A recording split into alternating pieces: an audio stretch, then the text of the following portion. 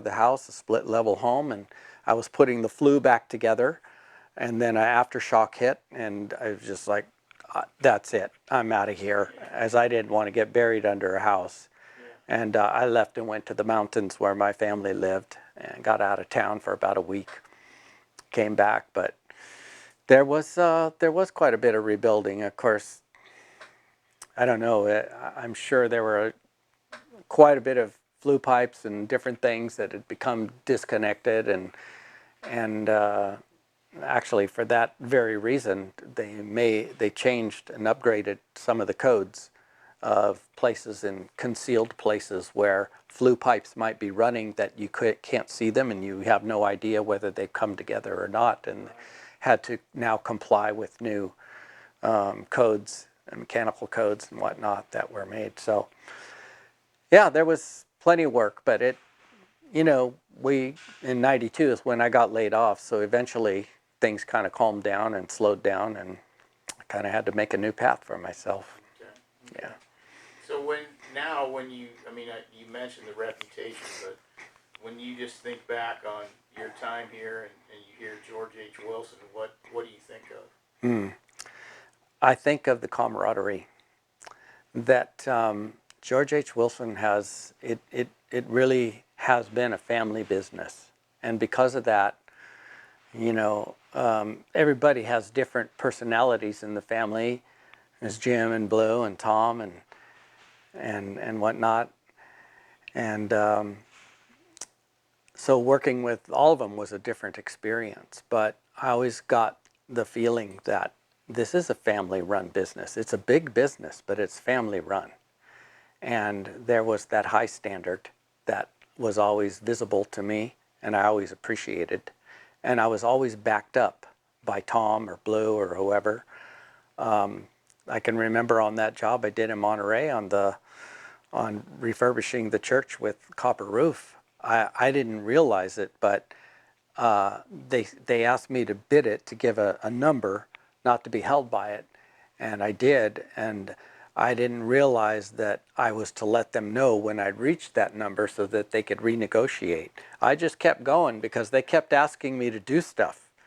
And Blue called me into his office one day and said, "Hey, you're $50,000 over what we said we could do this at." And I think I turned white first. And I thought, oh no, I'm in trouble. What am I going to do? Because I was a residential guy. I wasn't used to the ways that they did things on a larger scale. And I didn't know that I should have let them know that. But the gentleman who was representing the diocese there, he worked for Granite Construction, and he went to bat for me, and he said, "Nope, everything Vic has done, we've asked him to do. Pay him." And I went, I think I said, "Thank you, God," at that point, because I knew somebody was looking out after me. Right. So, yeah, just the camaraderie that we could have is in the shop with these guys back here, fabricators, or up there, the estimators, or the service techs. I got to work with everybody. I got to work with the service technicians who would go out and fire off my furnaces and heat and air conditioners when I was done installing, and have them troubleshoot things for me, to the fabricators back here where I say, "Guys, I got this. How do we build this?" And to put my mind together with Keith Cerruti, who was the shop foreman at the time, and now it's Al. But I could always work with these guys, and we'd come out with a good product. So it was a team feeling. It was a team feeling. It really was, and it was important to get along, because attitudes can make a good thing go sour, but we would work it out. So I enjoyed the camaraderie, and it was important to keep it that way because I had to depend on them. Right. So yeah. And vice versa. Exactly. Yeah. So you mentioned the big project in Monterey, but just in general, what's it mean to walk around just the area and know that you played a big part in kind of building it and looking at certain projects or certain whatever? Yeah, there's not a day that goes by if I'm driving around Santa Cruz. All those jobs come back to me immediately. I'll look at even before I came to work for George Wilson, I was working on a beach home off of East Cliff Drive.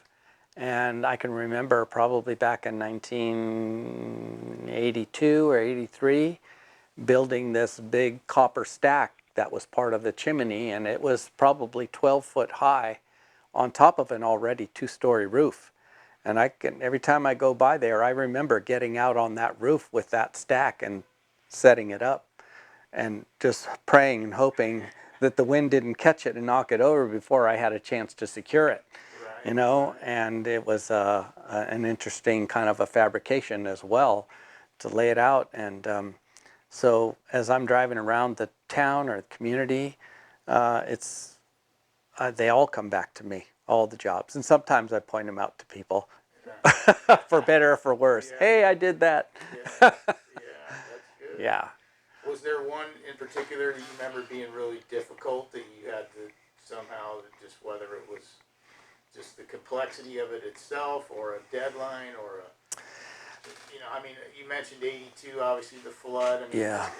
any sort of project that was like you had to overcome a lot to get done more than you would a normal, quote unquote, normal project?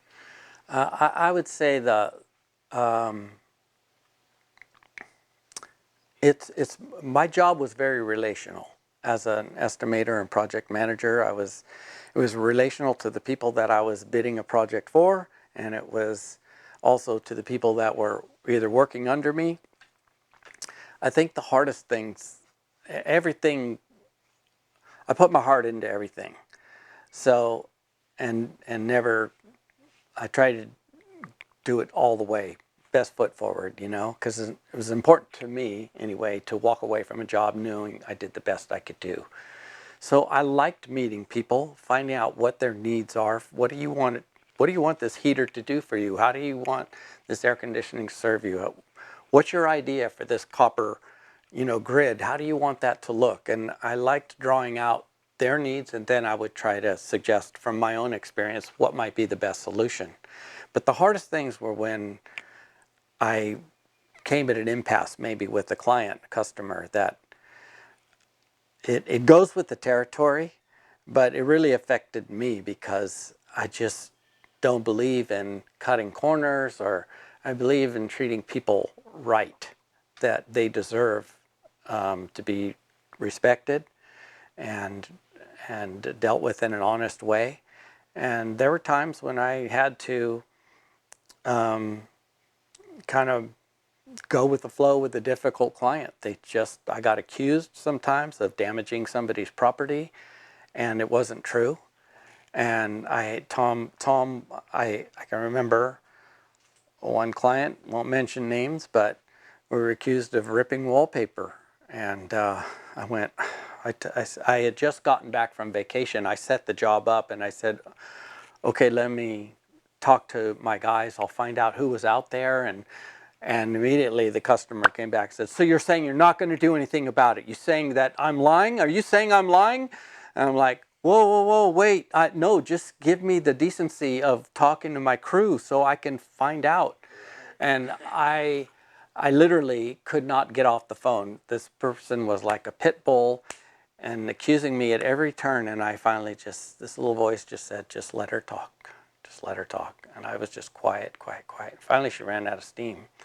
And I said, so I'll tell you what, I'm going to call you back after I talk to my boss and we'll work something out. Fine. So I went to Tom and I said, Tom, I know this is a small project. It's ridiculous, but I need you to get involved in this. And so he did. He drove out there with me, and we talked to them, and I ended up hiring 2 wallpaper specialists to come out and look at it, and both of them came back and said, that was not done right. This was done a long time ago. And yet the person swore that they had been wrapping Christmas presents on their knees right there in front of that and saw it was torn after our job. I'm like, okay. So those are hard to get through, but like I said, it goes with the territory, and you just have to absorb it. But yeah, I think the hardest things were sometimes some of the crawl jobs. Those are the down and dirty. Someone says, I have animals under my house and they tore up my ductwork. So the first thing I would say, well, First, you call the exterminator and you trap the animals, because I'm not sending my guys under there. Right. If you trap a possum or a raccoon, you're going to get, Yeah. yeah. So safety first, and sometimes it was just nothing but eating dirt all day. And I hated to send my guys under there, but I'd bring them donuts and coffee and try to make it okay. There you go. There you go. Okay.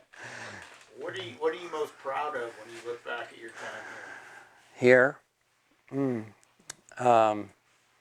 I think probably the freedom to be who I was as a person, that I was given the liberty to figure out my job in a way that would best serve the community.